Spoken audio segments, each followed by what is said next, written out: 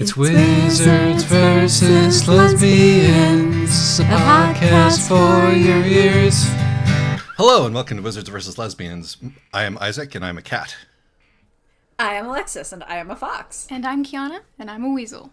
And today we are discussing Night in the Woods, a game by Infinite Fall, which consisted of Alec Holoka, Scott Benson, and Bethany Hockenberry, in no particular order.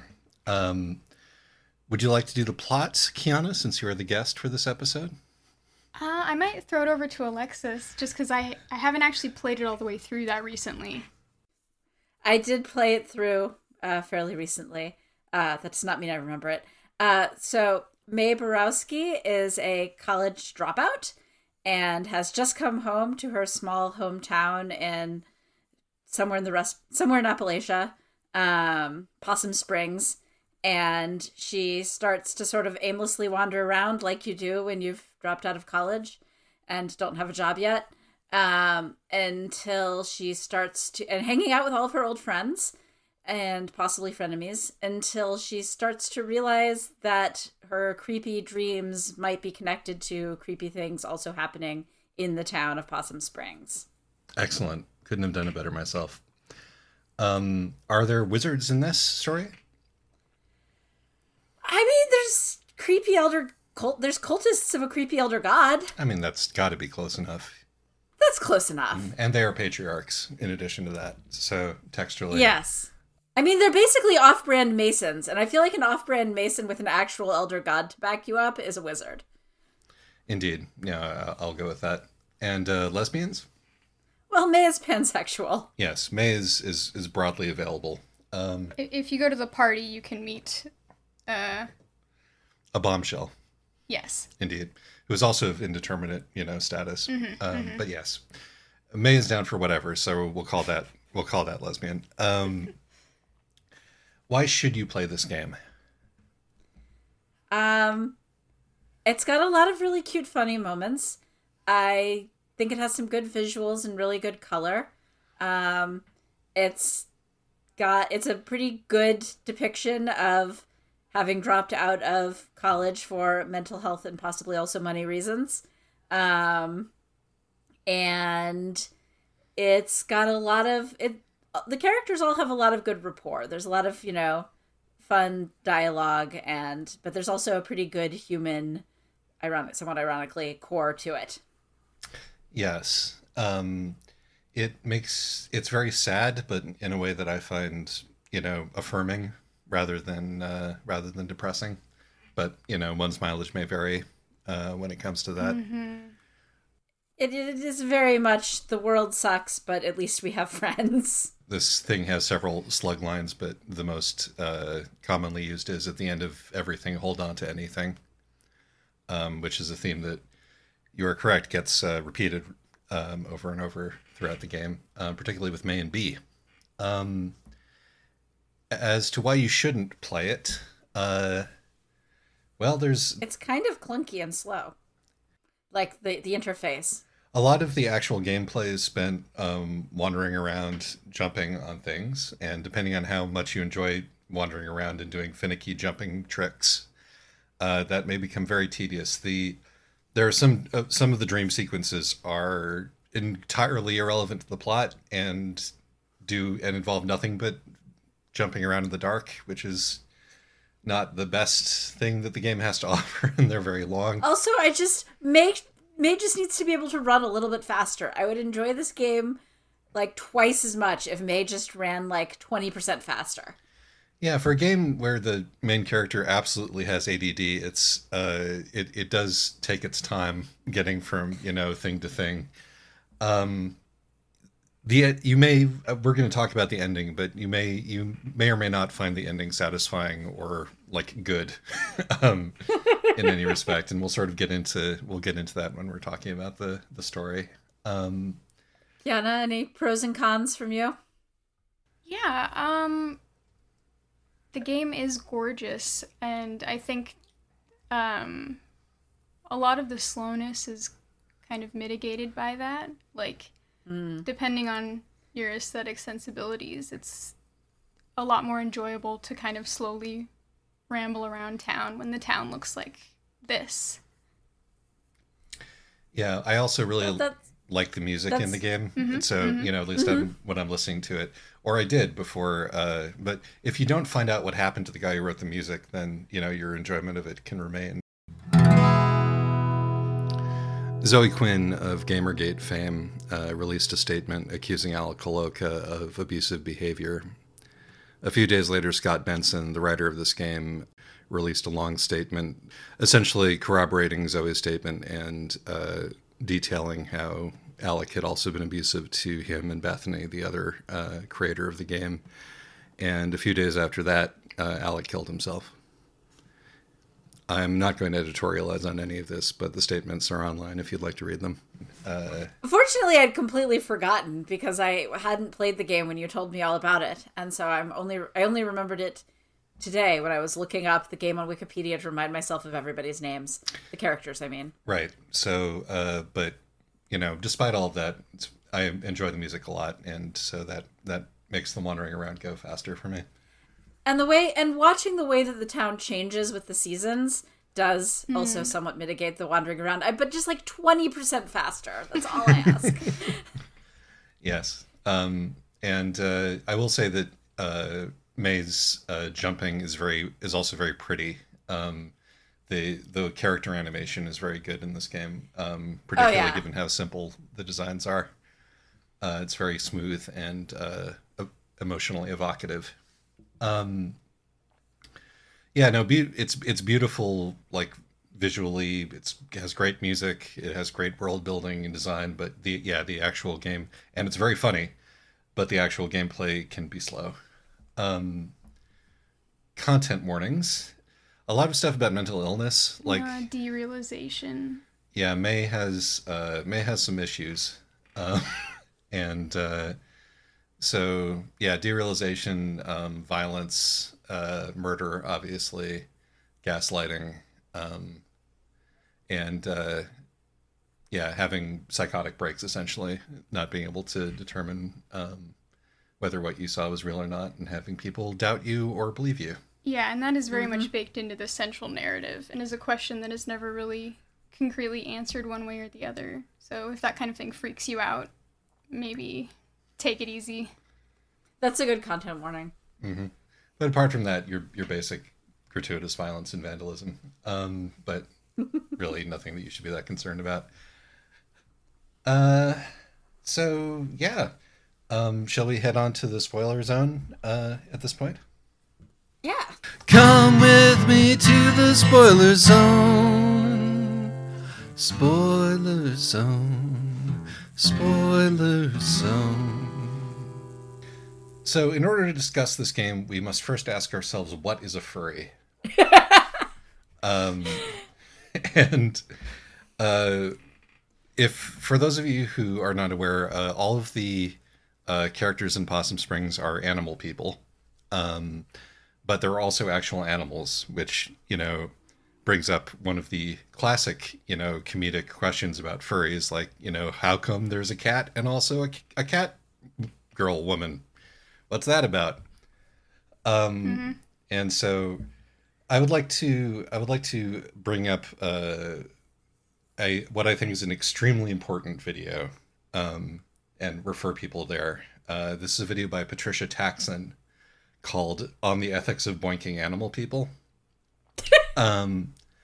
It's in it, in addition to discussing the ethics of boinking animal people, Patricia lays out what her criteria for furriness as a sort of, cultural or artistic entity are, which are the symbolic, the sensory, and the autistic. Here's a quick breakdown of Patricia Taxon's 3 criteria for furriness. The symbolic means that the animals represent people. That's easy. The sensory means that we're primarily concerned with how it would feel to be an animal. Easy. And the autistic basically means that there's always going to be an element of cringe to it. Easy. Night in the Woods gets maybe 1.5 out of 3 of these.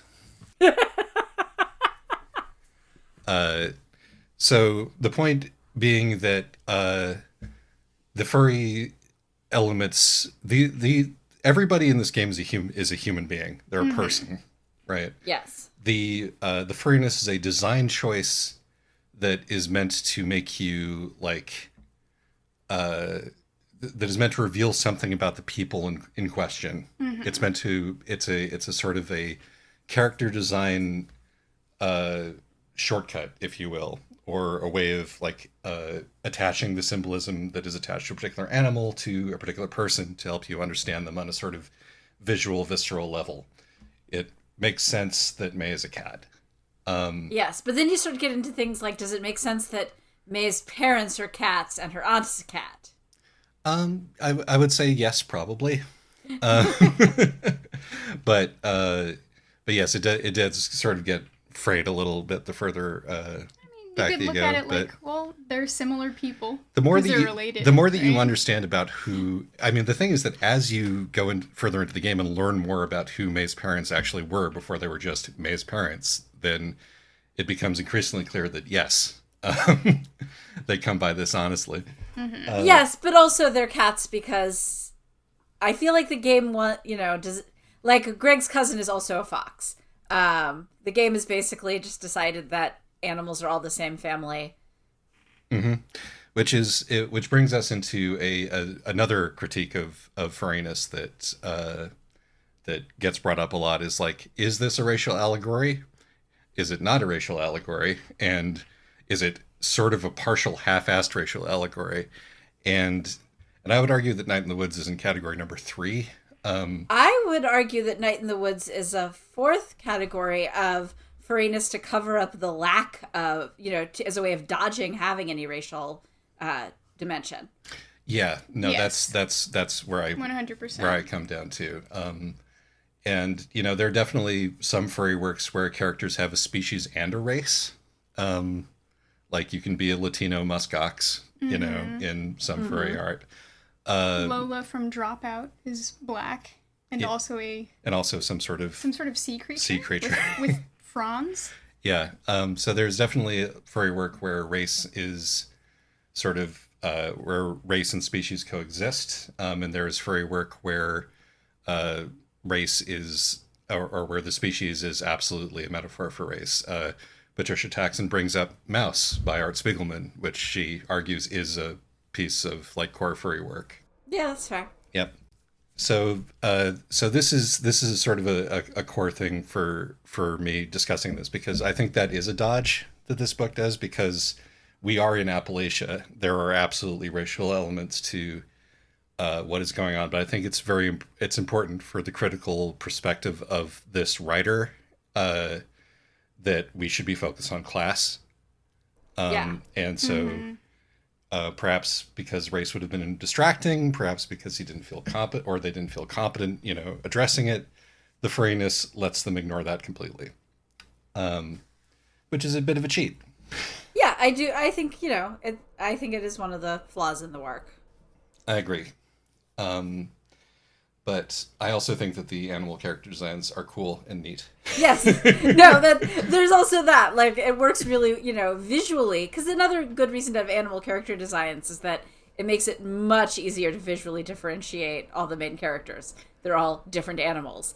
Yes, indeed. And they work really well for that. Agreed.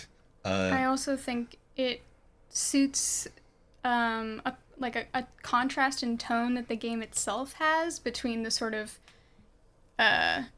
friends hanging out, goofing around charm and, the extremely dark hole at the center of everything, right? The fact that these are very charming little animal guys walking around and talking about this stuff is interesting. Yeah, it's a hook. it's weird in that it also like it helps to humanize them in a certain way. Like particularly, you have their dirtbag friend who disappeared and who it was later revealed was fed to the beast at the center of the world by the cult because, according to them, he was, a ne'er-do-well future meth dealer who wasn't going to amount to anything, who nobody would miss. But, we see Casey's picture, he's a cute animal guy, Right. In a way, making people animals sort of makes you sort of uh, sort of gives you a kind of baseline. Okay, we're all sentient beings, and we're not going to dismiss anybody out of hand because of their cultural signifiers. Right, because you're stripping away most of their cultural signifiers, except for, one or two iconic clothing accessories. Exactly. My notes here say May never changes her shirt, and I don't remember why I wrote that. That's a really good point. This is an unusual wizards versus lesbians story in a couple of ways, although I think it is very much a Wizla story. One of which is that May and her parents have a really good relationship, and May's parents are good parents.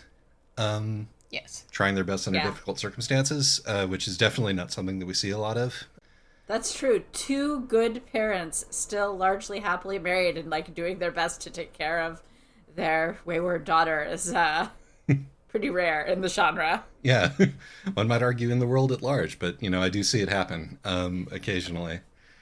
And in fact, one of the major critiques that was made of this game back when it first came out was that it idealized this small town in Appalachia, that despite everything, Possum Springs still comes off as too friendly and too welcoming. Well, there's a real lack of meth.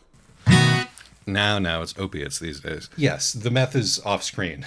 The meth is off screen. It's a guy burns down in a meth lab or I burned to death in a meth lab according to one of the guys, and one of the cultists. I mean, but May is a sheltered middle-class kid, right? She doesn't live where Lori lives. Right, there's that moment where Lori is like, "Oh, you're from the rich neighborhood," and May is like, "Whoa, I'm not rich." Her friends might be broke now, but they're obviously like B's family owns the hardware store, right, know, and I have no idea and Greg is estranged from his family, but I don't know what their circumstances were.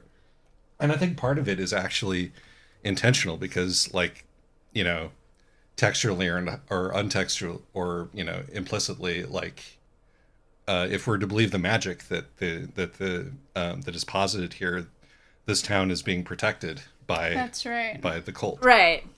And part of how they're doing that is killing undesirables. Yeah, and it's that is part of the ambiguity. Is this town actually being sort of protected, and that's why it's able to get a new restaurant after the pasta place closes down because there's weird dark elder god magic going on? Or is it just that we're seeing this stuff through May's eyes and May is sheltered and kind of oblivious and self-centered? Yes, I mean, the second part is absolutely true. We are seeing everything through May's eyes, and she is really... yes. She's kind of awful, actually. She is. Oh, she's terrible. Yeah. One of the things that I really like about this game is that, it's a tough thing to do to let your player character be just a complete asshole. It's one thing to have that be the point of the game, to have it be a sort of, oh, fun, I'm being a jerk, or I'm doing the bad one part of the morality system, ha ha ha. But to have your character be somebody who you're actually liking and rooting for, but then just watching them say awful things to people who don't deserve it. And then she feels terrible about it. Yeah. So you don't even get to glory in playing an asshole because you really get this is a fairly good depiction, I think, of ADHD is the, oh no, how on earth did that come out of my mouth? Oh no, I have so many apologies now to make. And May is a particularly bad example of this, including, the fact that she has had extremely violent outbursts in the past. But, it's, so you don't even really, you kind of get to have fun when May is being an asshole to people who have some modicum of authority. But when she's saying something really awful to B, or when she is getting drunk and completely embarrassing herself in front of her high school boyfriend. Or when she goes in on the pastor of the church, who is just trying to help. Who's genuinely doing her best. Right, that's actually one of my favorite scenes in the whole game is when, May has been troubled by, these dreams where she's seeing gods and she might be losing it. and she goes to the local expert on God who has offered to counsel her for help. And Pastor K says, well, as is true with most religious practitioners, I don't believe in God every day. Those are the good ones. You want those. You don't want the ones who believe in God every day. I don't know. I think that there's different ways of believing in God. This may be a Christians be like this and Jews be like that moment.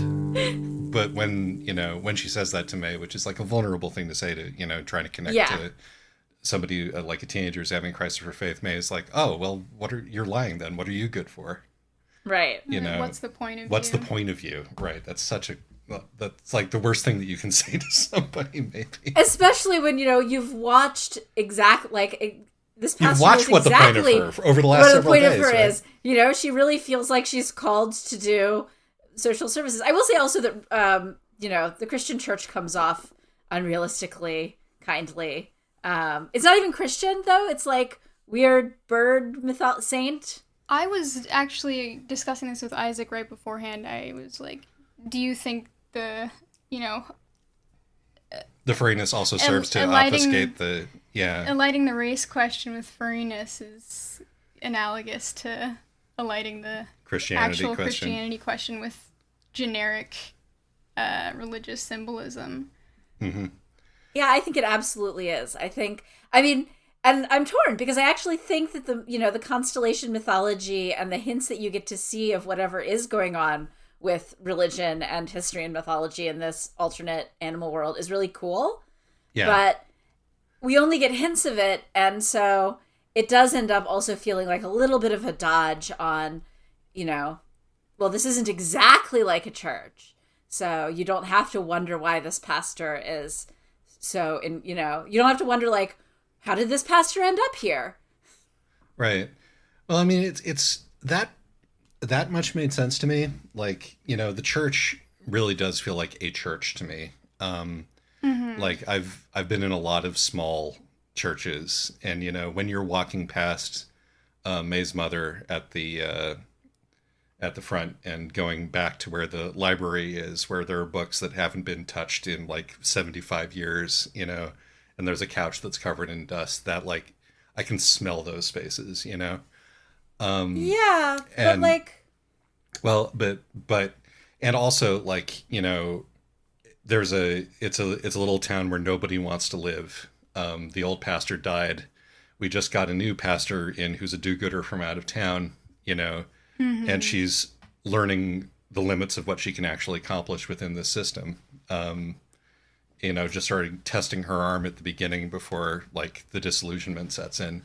That felt real to me too, and it didn't necessarily feel to me like this was meant to be, oh, every pastor is like this, Oh no, that's not what I mean. But like, for obviously not an expert in Christianity, but I know that, for example, well, she's obviously not Catholic, and so even though they have saints, Yes. But if she's Episcopalian, then that means that she was sent in, that she was like, her placement was largely managed by some sort of authority. I know mostly because my coworkers, likes to complain about her mom's Episcopalian church drama. Right. But, like that she didn't necessarily choose to go there, as opposed to, and she's not, and there's clearly not one of those tiny charismatic churches that collapses when the pastor dies. Like, so the thing is that by making it a sort of generic animal, symbolic Christianity, it means that they don't have to engage with any of the complexity of actual Christianity. I agree. Yes. And that is definitely another cheat, as it were. But no, I mean, like, I live in a small town not too far from former coal mining country, and we absolutely have pastors here who remind me very much of, what's her name, Pastor Kate? Yeah, Pastor K or Pastor Kate. Circling back around to their conversation, it occurs to me that, like, when May gets angry or frustrated at people like this, it's kind of like a literalization of the seeing someone as shapes. Like, you're just seeing them as the archetype that they are embodying in that moment, not seeing them for who they are. Like, Pastor K just stands for all, all these people who are supposedly, putting God into the world, right? Yeah, it's not just May who gets depersonalized, it's everything else around her. Exactly.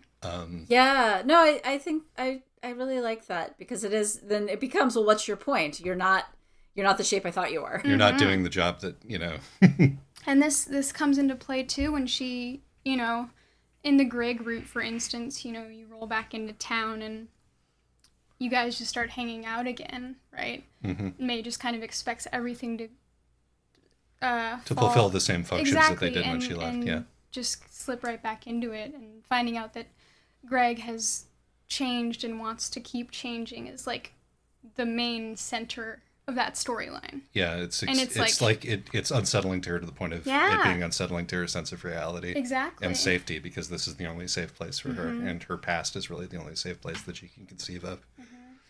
But I think in B's route, it's also challenged, just in a different way. Do you want to talk about the different routes?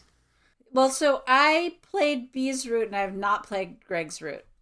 So tell me more. So actually, tell me about Greg's route. The general thrust of Greg's route is that when May comes back into town, Greg is like, oh, fuck yeah, crimes. And he starts doing things like looting the animatronics from the dead grocery store, and, breaking into cars and getting batteries so that he can, put this, like, decaying robot back together. Mm-hmm. That one I did play, and that one was fun. Yeah, sort of as a gift for Angus. But this ends up putting a lot of strain on Greg and Angus's relationship, because what they've been doing is, like, being very careful and saving up to move to like an Ann Arbor, maybe, Yeah, Charlottesville. Yeah, this is sort of a liberal, like, town. To move to the college town that's right, exactly. still, that's still fairly rural, but has culture, has, right. Cool 20-somethings, where it's going to be safer for them to be, like, gay, Yeah. And like, Angus, having come from a evangelical family, is like, acutely aware of just how precarious their situation is, and he needs Greg to take this seriously, and he sees Greg backsliding, and blames May for it. Not in an uncool way, because Angus is never completely uncool. But yes, Angus is extremely chill. It's done really well. But it's like, it all feels really real. Yeah, it's like they're the climactic scene of that arc is that they go to the donut shop, the Donut Wolf, incredibly and awkward, have the worst awful experience, have the worst night out getting donuts, because nobody wants to be there, and Angus is angry that May is third wheeling it, and May doesn't know what's going on. And yeah, she's completely oblivious to this up until this point. Right, she has to, like, throw up her donuts out in the parking lot and have Greg explain everything to her in order for her to find out as to what's going on. Because May is extremely self-centered. May is extraordinarily self-centered and oblivious, but certainly not more self-centered and oblivious than I was at the age of 20, Yeah. So, yeah.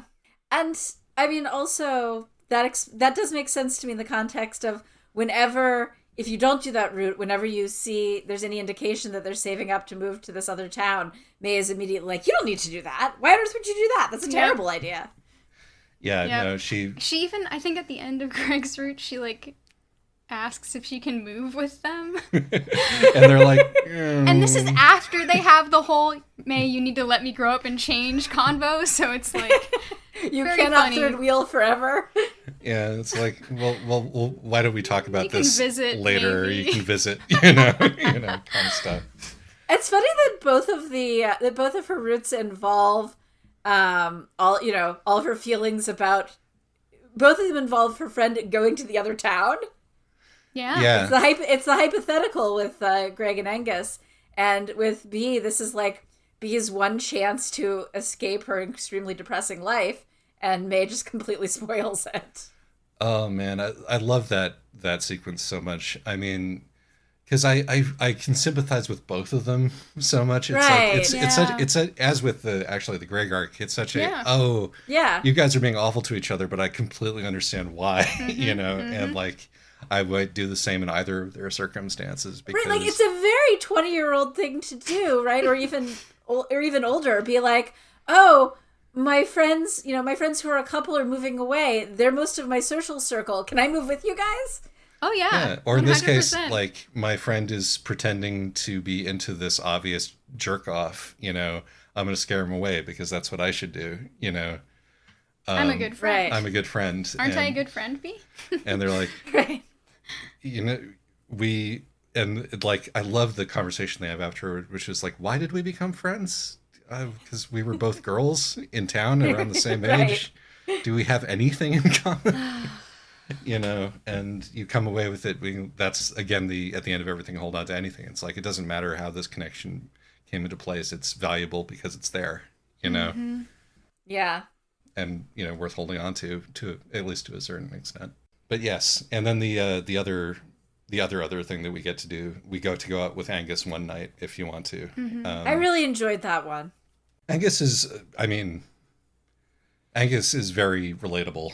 I mean, they're all very relatable, but like, the big, wants to feed everybody and take care of everybody, but is also a committed atheist and is, really angry, Yeah. deep down. I was thinking about that way earlier when we were discussing kind of broader themes, but this game does have it comes out sometimes in characters like Angus and May, like the simmering anger under the surface, like just anger at all these different systems that have failed these people, right? Yes. I mean, you see it with Selmers. You see it with Selmers for sure. It bubbles up at these certain points, and you realize it was there all along. Yeah, no, I mean, it's sort of like, if you want to view May's like, sort of relationship with Pastor K in another way, it's like the point in May's, like, when May hits puberty, which is when these things so often happen, and she's playing a video game and like stops being able to imagine the characters as being real people, and then stops being able to imagine real people as being real people, which is incidentally a great piece of writing, I thought.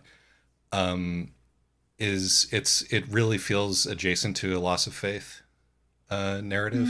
Like, there was at some point a logic underpinning everything, and now it's gone. And without that logic, like, how far do you fall? Like, what do you have to catch you if you lose that faith? Why should I care about any of it? Exactly. Yeah. I think that's one of those things where it's like, it's not God for me. It's her. Like, it is that, like, growing up in a house with two parents, like having that security and then stepping out into the world and realizing that it's all so tenuous and that there are sinkholes everywhere. Well, I think it's also that, she spent her entire childhood having a bright future ahead of her, even after she violently attacked another kid. Like, that was all patched up, and she still had this bright future.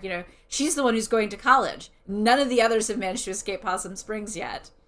And so it was also, so she also loses that. Yeah, and do you get the sense that she was going to college because she's particularly smart, or because her parents, like, happened to be the ones who scraped together the money to do it? No, I think she was smart enough to get into college, and you get the impression that it was a private, expensive college. B does say that, I think when they have the fight in the car ride after May throws up at the party, B kind of yells at her like, "You were the smart one. What happened to you?" That's right. Right. You used to be so funny and smart and cool.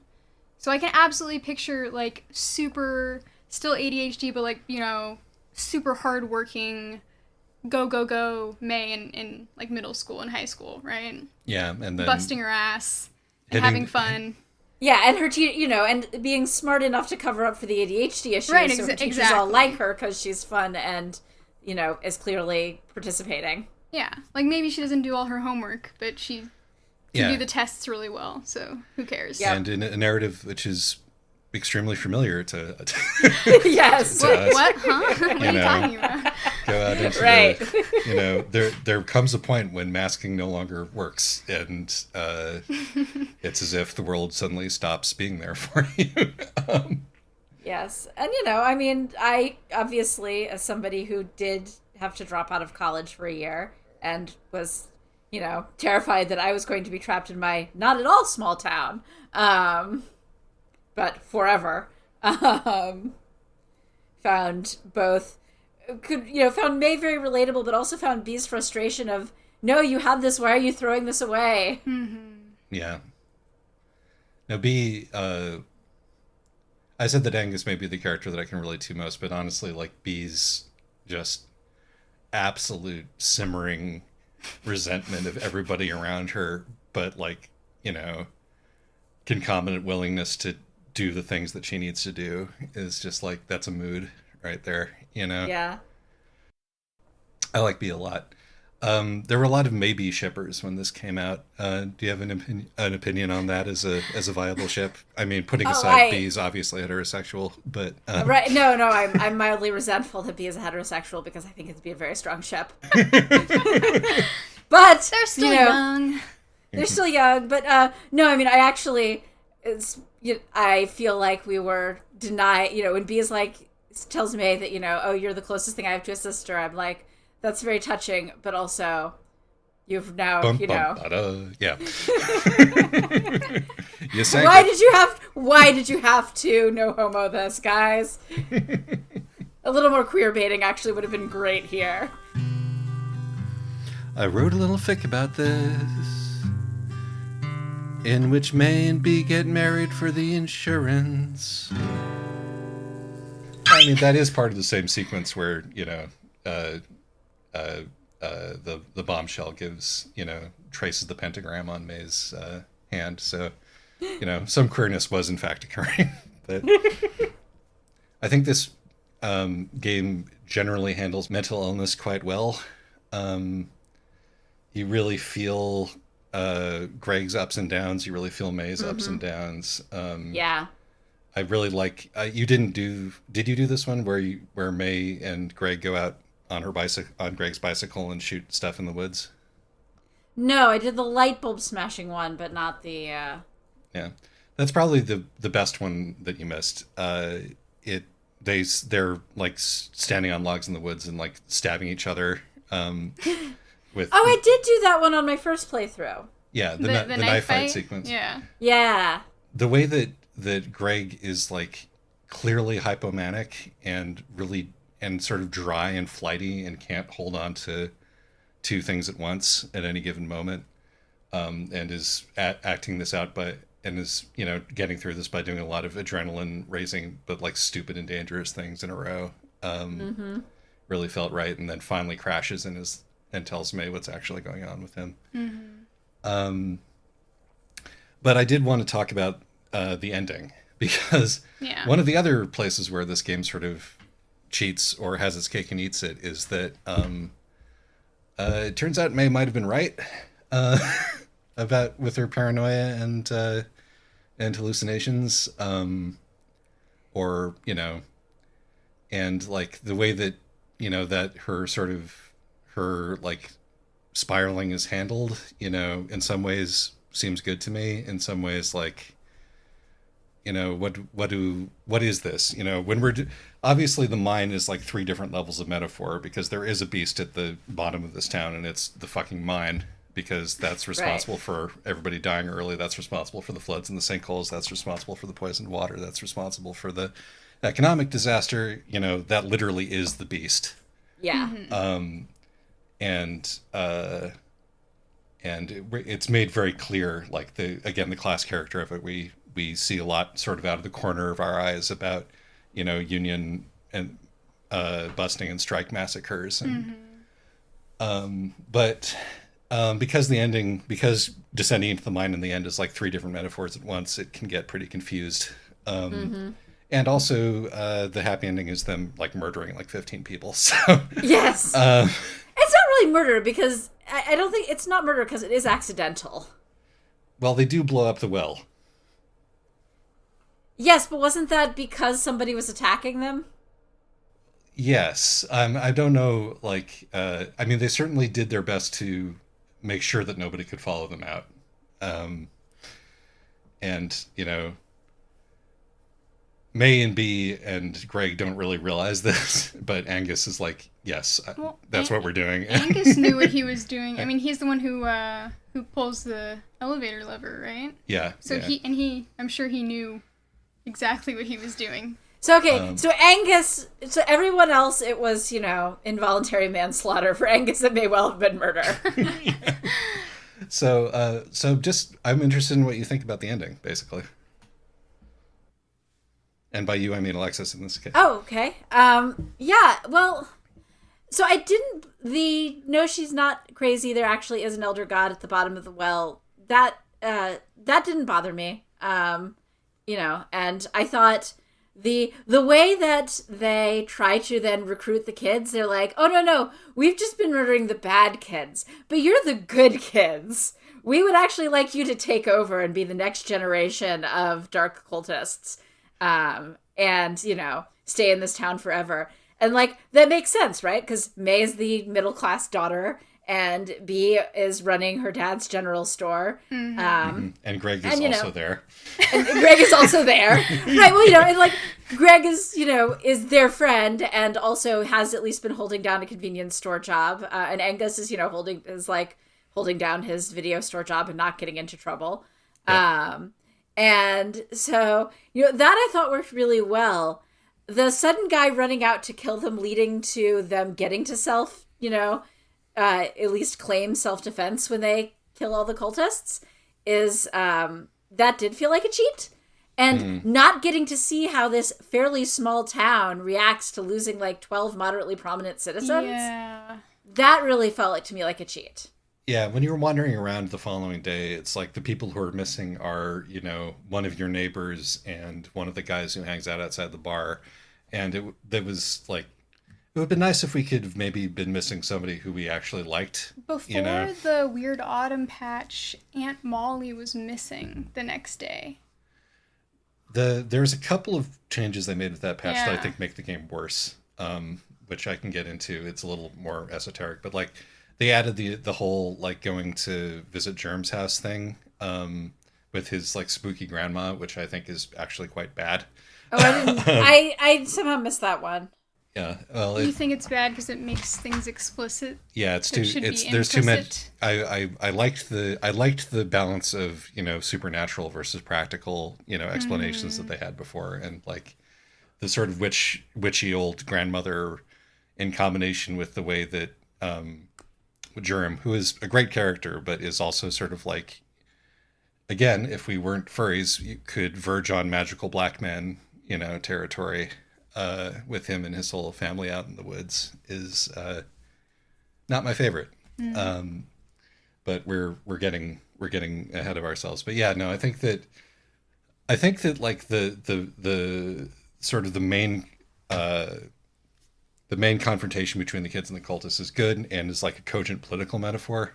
Yeah. And incidentally, if you go B's route, because depending on whether you go B's route or Greg's route, like one or the other of them will be on point for like the entire end of the game. So B has the crossbow in the other ending? No, Greg always has. Greg always has the crossbow.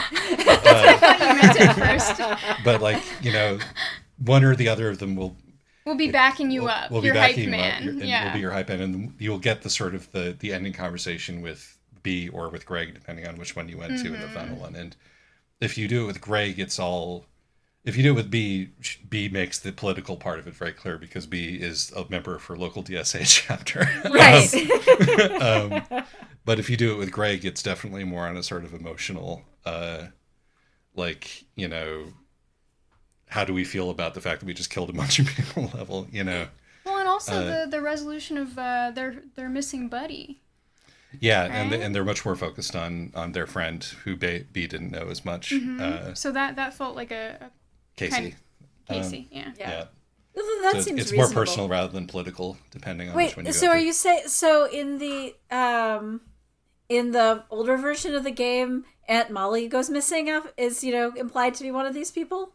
I don't remember if there's any actual dialogue about it, but she's usually like patrolling. Right. Yeah. And she's just absent. And I remember people making Tumblr posts like, Well, and I mean, that makes sense, because she's clearly at least aware of what's going on.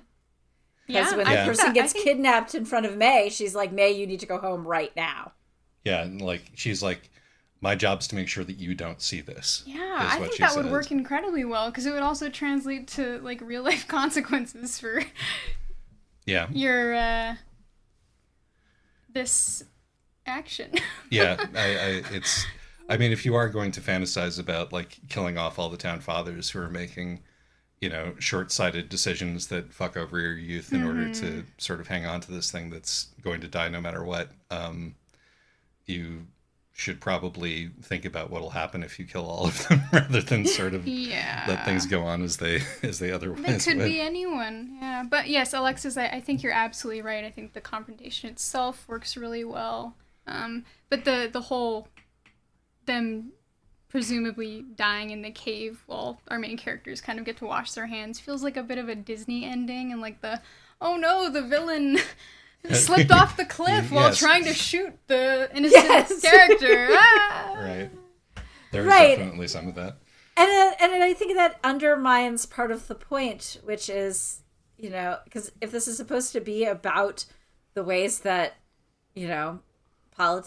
politics have screwed over small town America, and that people in small town America might be making short-sighted decisions that are making things worse, but they're still part of this system of having been screwed over, and so just Right. being like, oh well, we've temporarily solved the problem because they're all dead now, but and it's not like the game should be can solve like the problem of rural America, Right, no. but it's up until that it has, including when they're being confronted by the cultists, it has a lot of complexity and empathy for everybody, and then it just drops that at the end because it doesn't seem willing to confront what the consequences would be. Yeah, no, it's like I think that I would be, I'd be cool with, a stalemate, basically. Like Yeah. if they went through this whole process and then came up and like, okay, we all know each other and we've all seen each other do like, unforgivable things, so we're going to have to negotiate what happens next together, would have been, more realistic. And also like the actual emotional climax of the game is not is not the guy in the elevator getting mangled. It's May, getting sucked into Yes. 2 inches of water and having Yes. to, confront the void in person and realize that she wants to live even if there's no point. So Right. we could have still had that, which Yeah. is like the emotional crux of the ending without the whole mass murder part. Yeah. Yeah. That said, I do like in the ending that they've gone through this, incredibly metaphorical journey into the underworld, and then they find themselves just out in somebody's backyard. Yeah, I love It's them shouting extremely back to the funny. well, "It's Jeremy!" What? Why? We're in his yard. Should I bring some dynamite? Yeah. Yeah. Great. Thanks. Like it reminds me very much of all the little crungly places in Ithaca where you can be somewhere that's extremely weird and mystical, except there's a random shopping cart, and then you are like, oh, actually, I'm just in someone's backyard now. Oops. That is definitely part of the smaller town experience. So I want to talk about a few of the sort of, we're onto the minor note section probably at this point in time.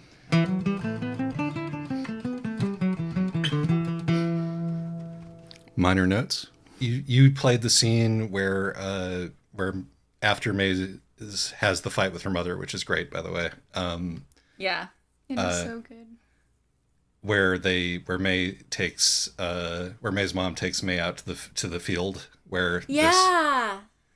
that's a lovely scene and reminded me of nothing so much as the Lieutenant Anthe, I'm gonna kill you, but sequence where it's like I am so angry at you and I wish the ground would swallow you up, but also I'm your mother and I love you, and we're gonna sort of go out here and really experience the the emotional heft of that together. I thought it was really good. Yeah. I loved the constellation bits with so good. with the astronomy teacher, which also is actually another indication that of how May really probably was a bright student, because her old astronomy teacher's like, May, come and watch the stars with me. Well, I mean, that's that curiosity, Yeah. Right. And all the stories were fun, and Selmer's also as a great little side plot.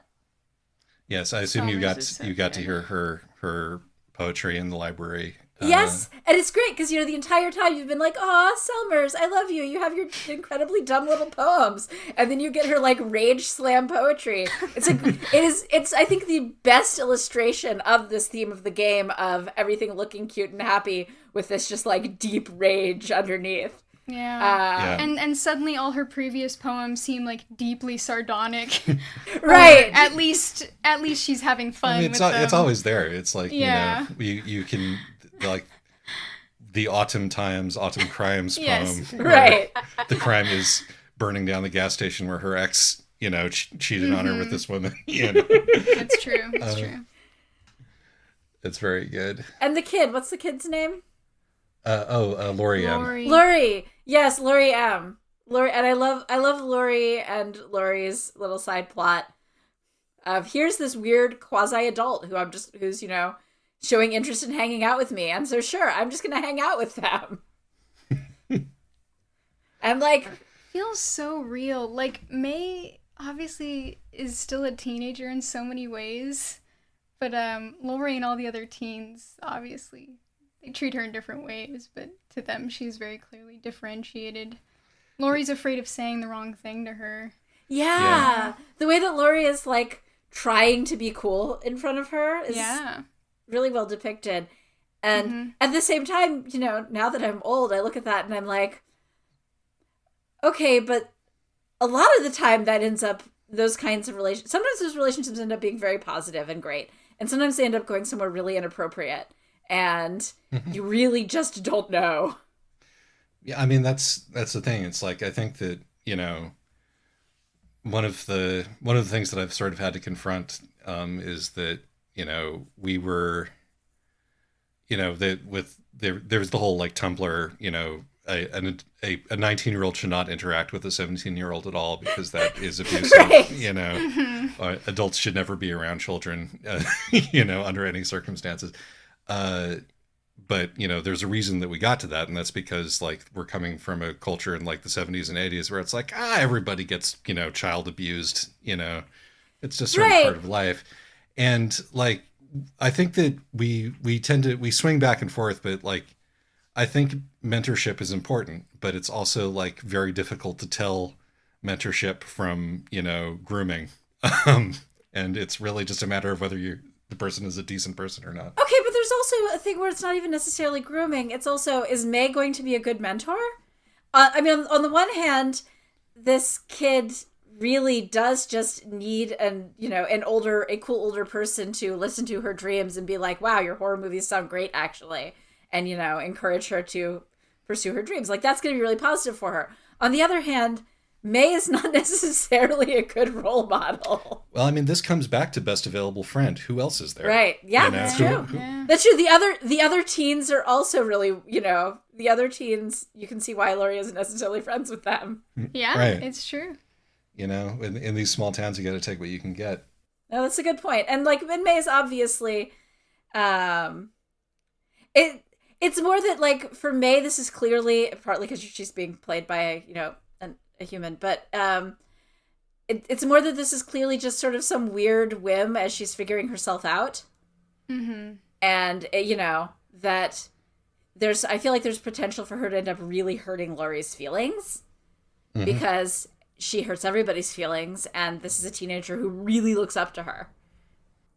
Yeah. Yeah. And I think that it says something about May's character that she's careful around Laurie in a way that she isn't around most other people. Yeah, no, that's a good point. She does also seem to be aware that she could very easily ruin this just by saying something awful. I think it's partially because Laurie is so obviously an anxious wreck that even May can pick up on it. It's like Laurie, the first time they interact, Laurie almost has a panic attack, and May's like, right. okay. I leave you alone for a while. That's true. That's true. May actually, And so I guess this is a chance for May to look better to the player, because this is a thing where she really is doing the right thing. Absolutely. Much as she is when she causes a rat infestation. Right. My babies. Yes, or when she, but the other person where she sees where she's being really sort of respectful and clearly providing some necessary companionship, is with her grandfather's old friend. Yeah, the old lady in the sewer in the canal, in the actually flooded trolley tunnel is what it is. Yeah, no, May has the appropriate May. May is not an undifferentiated asshole. Right. May is a person who takes things very personally and will be mean at the drop of a hat, and will feel more like free to be mean with people who she knows, which I wouldn't know anything about that. Yeah. But she's not completely oblivious, and she's not a complete social disaster, which again, one of those things about you can act a certain way around teachers and they'll remember you fondly. Yeah.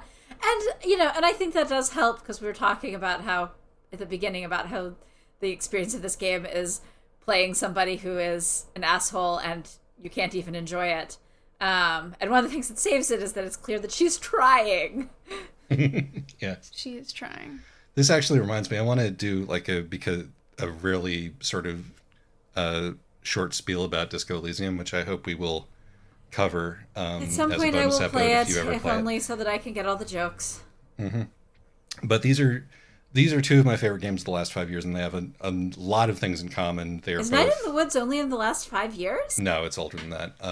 It's actually, I think it's just post-financial crash. That would make sense.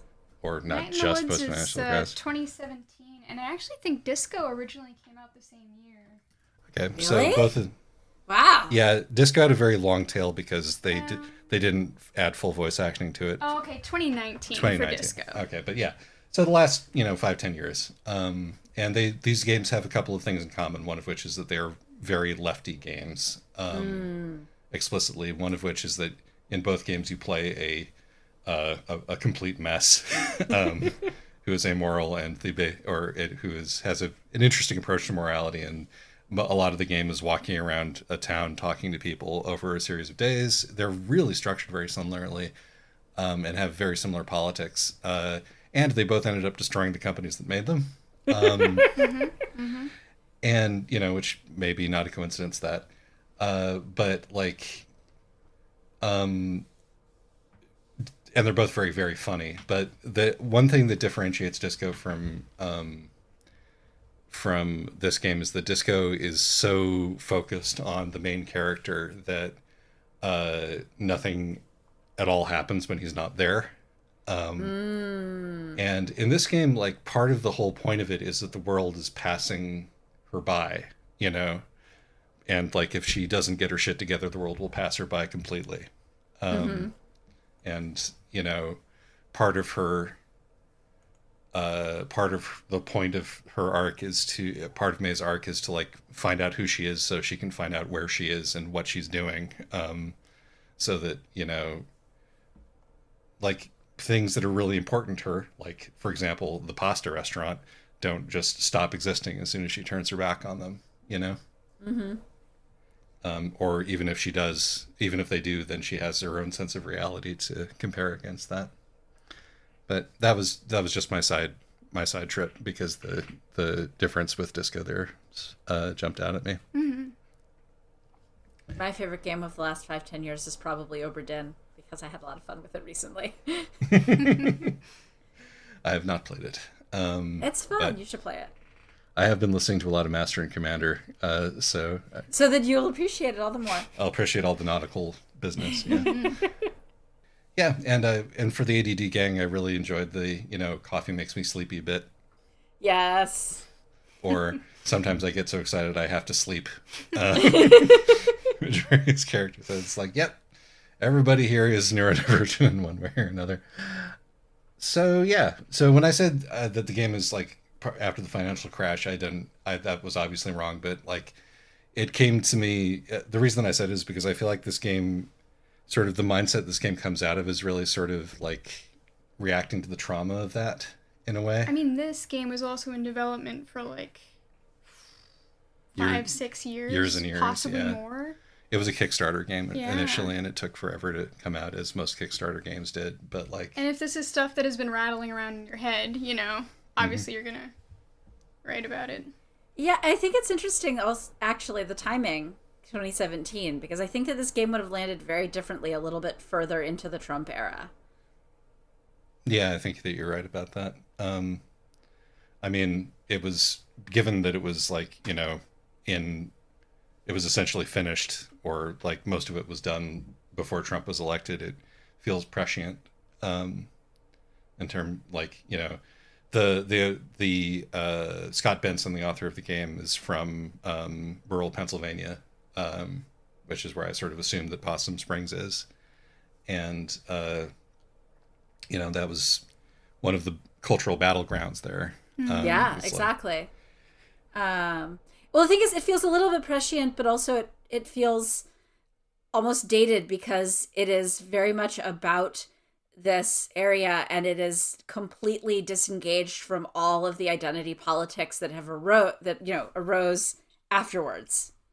Engaged in it's post everybody going back to read Hillbilly Elegy and having terrible opinions about a terrible book.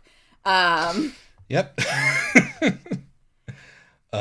No, 100% correct. And also, again, the dodging. I feel like the way that it dodges race lands very differently now.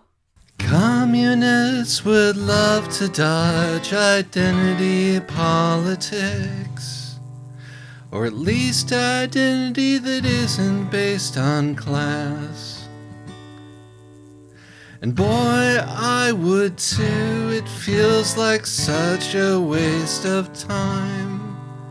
A distraction from the real, a way to make people feel a certain way. A handle they can use to manipulate the masses. A way to look at Hillary Clinton and see anything but a disaster in the making, hindsight being 2020.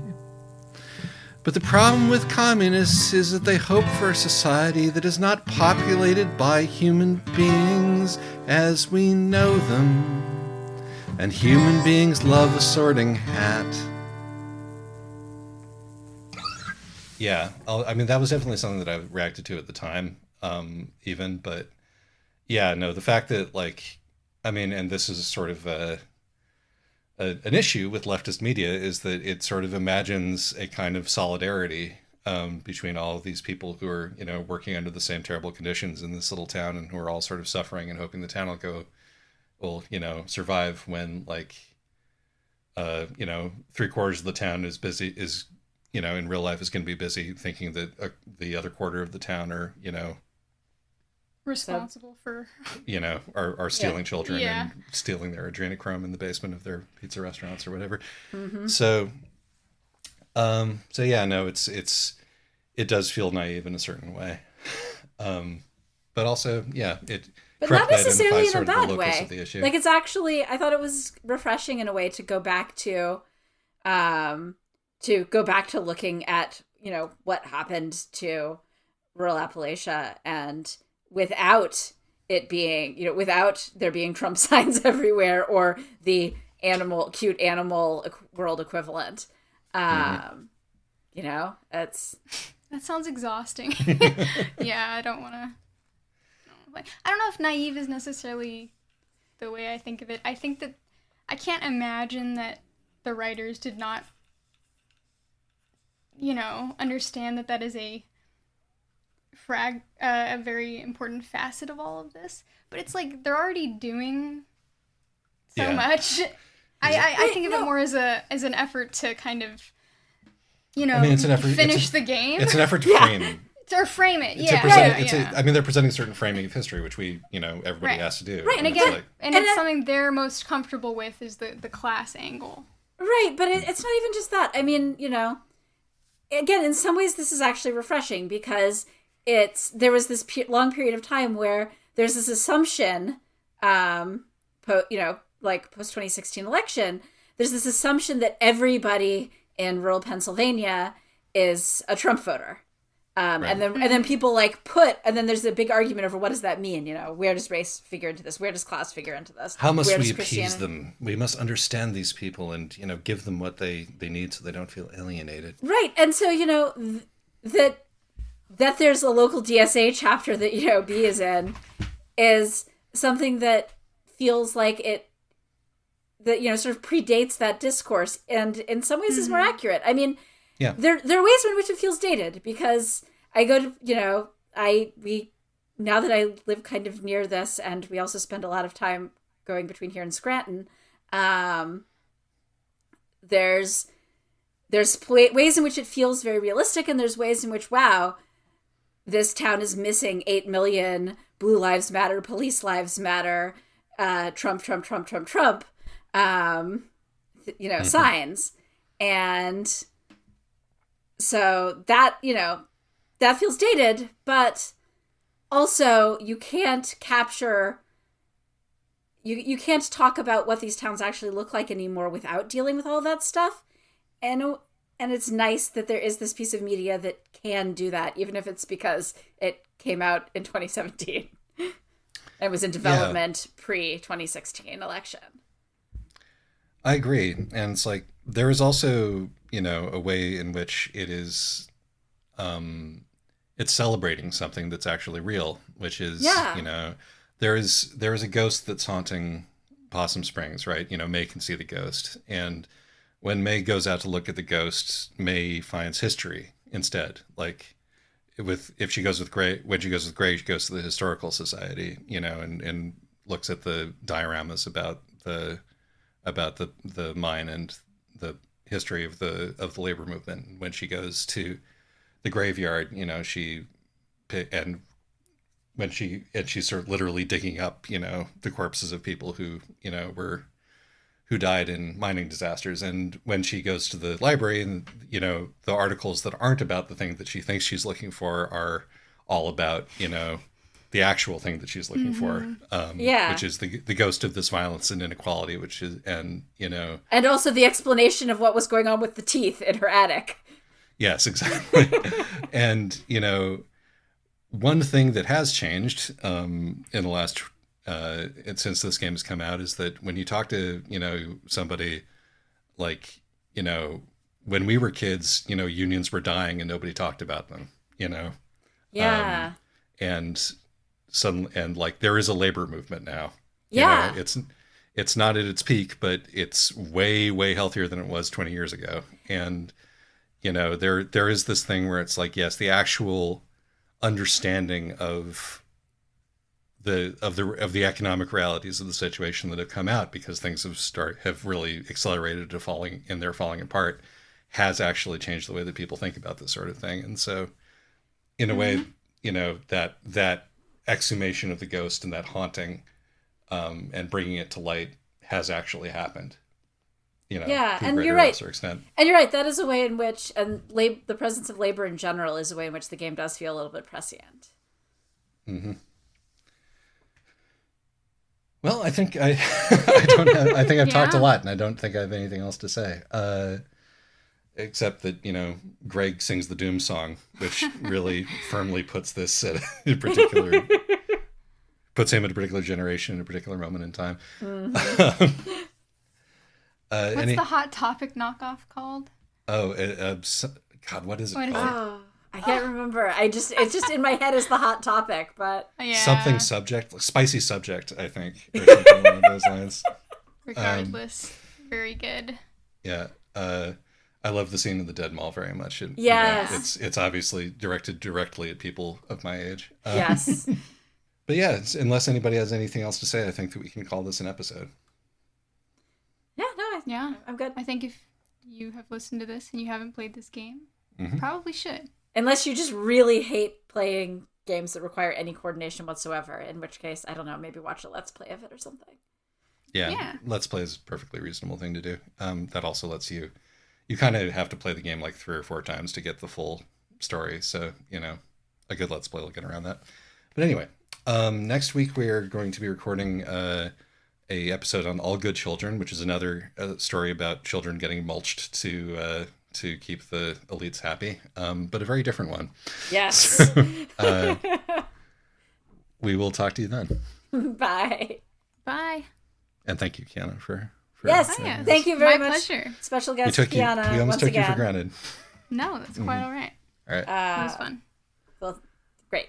Okay, bye. Bye.